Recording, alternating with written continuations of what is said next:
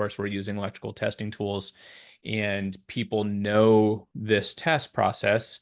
I mean, yeah, it's a very common electrical testing process that you do, something that should be integrated into solar applications.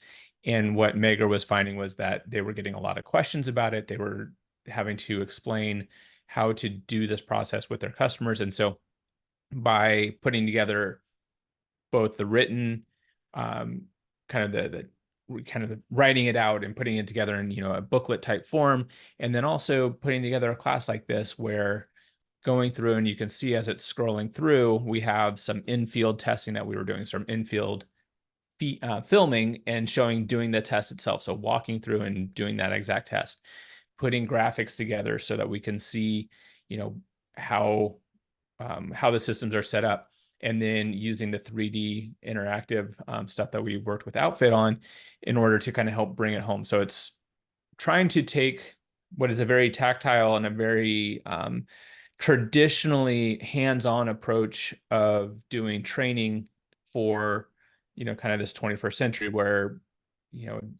being able to, again, meet people where they're at, helping explain things, show it in different ways so that they can see it a little bit differently, and kind of hopefully get some of those aha moments. Like maybe it doesn't make perfect sense when you're watching somebody do it in a video, but then you see an animation and we're able to really pinpoint certain specific points of that animation or the test that we're doing, and really hopefully, bring it all home for people. Online or e-learning doesn't displace classroom per se. Correct. And classroom doesn't necessarily displace field training, but maybe it's how these different pieces and parts come together can be pretty valuable, right?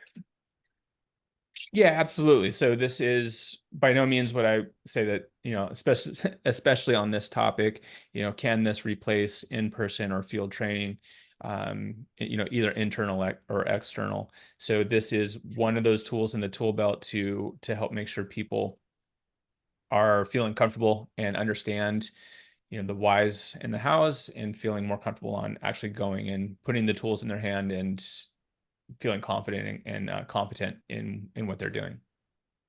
One segue, if I may, that I've seen really being a trend is kind of the blended approach where you would have interactive digital assets before, let's say, a live training. So folks can kind of come prepared, can kind of have gone through some interactive experiences, and then you're able to also use time sometimes in a more meaningful way in the in-person moment.